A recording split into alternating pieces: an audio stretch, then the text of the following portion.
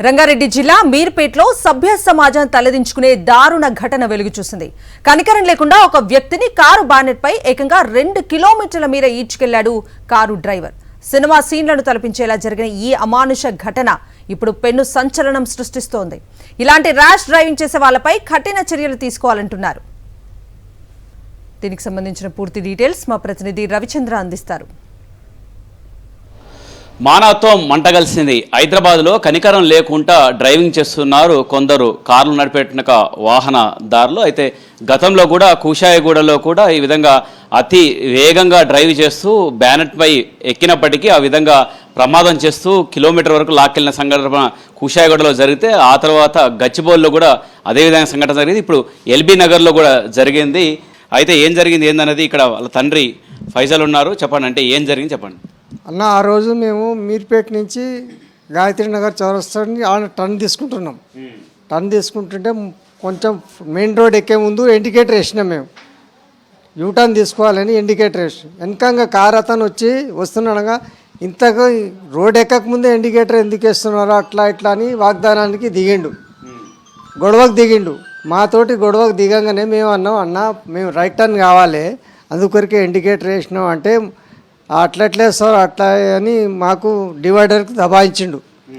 Car వచ్చి డివైడర్కి అడ్డం పెట్టిండు. ఆ రెండింటి మధ్యన మా వెహికల్ ఆగిపోయింది. ఇక అతను మా వెహికల్ ఆగిపోయింది.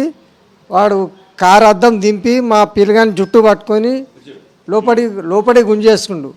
పిల్లగానికి జుట్టు పట్టుకొని లోపడి గుంజేసిండు. ఇక నేను జుట్టు పట్టుకోగానే నేను పక్కకు పోయి బానెట్ పట్టుకున్నా. ఆపు ఆపు బండి పోనీయకు ఆపు అంటే నేను అట్టనే బానెట్ పట్టుకున్నా. మా పిల్లగాని జుట్టు పట్టుకొని డివైడర్కు గుద్దుకుంటా ఒక 10 ఫర్లాంగ్లో పోయిండు. ఆడిచ్చి పిల్లగాని ఇచ్చిపెట్టిండు. నేను చూడలే, పిల్లగాని ఇచ్చిపెట్టిండు. నేను అటు చూసి జనాలకు కేకలేస్తున్నా, అన్న జర బండి ఆపండి బండి ఆపండి అంటే ఎవరు బండి ఆపుతలేరు. చాలా పిల్లగాడు పడిపోయిండు, డివైడర్ తాకిండి పడిపోయిండు.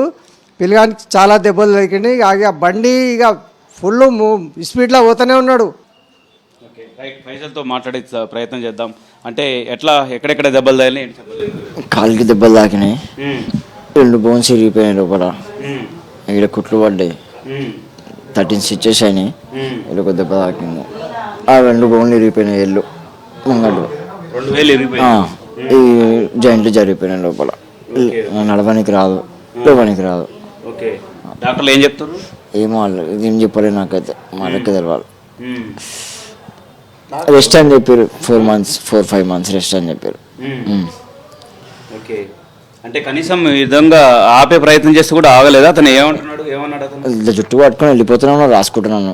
డివైడర్కి ఇట్లా 4 సార్లు గుద్దును. డివైడర్కి లెఫ్ట్ కొడుతున్నాను, రైట్కి వచ్చి దబాయిస్తాను, లెఫ్ట్ కొడుతున్నాను, రైట్కి కొడుతుంది. ఆ బండి మినిమం 70 స్పీడ్లు ఉంది. నేను చూసినప్పుడైతే ఆ జుట్టు పట్టుకున్నప్పుడు 70 స్పీడ్ ఉంది బండి. నన్ను మందం అక్కడ గ్యాలక్సీ కార్ వదిలేసి డాడీని బానెట్ మీద వేసుకుని వెళ్ళిపోయి మళ్ళీ విశాల్ మట్ కాడ యూటర్న్ చేసినంట బండి. విశాల్ మట్ కాడ యూటర్న్ చేసి మందం కాడ వదిలేసి పోయినంట. ఒక్కడే ఉన్నాను. అది ఎట్లా, ఏ వెహికల్ అంటే ఏమన్నా? ఇటిగా 1109 ఉంది బండి. వయసు ఎంత ఉండొచ్చు? ఉండొచ్చు అనుకుంటే 25-26. అంటే యువకుడే, మంచిగా ఉన్నాడు. అట్టకట్ట హైట్ పర్సన్ అంటే బాగానే ఉన్నాడు. ఏమన్నాడు నీతో? ఏమన్నాడు? నేను ఇండికేటర్ వేసుకుని యూటర్న్ చేస్తున్నా, బండి వచ్చి నువ్వు ఎందుకు వేస్తావు ఇండికేటర్ అని చెప్పేసి అతను మళ్ళీ పెట్టుకుని దిగిండు. బయటికి దిగి ఒక దెబ్బ కొట్టిండు.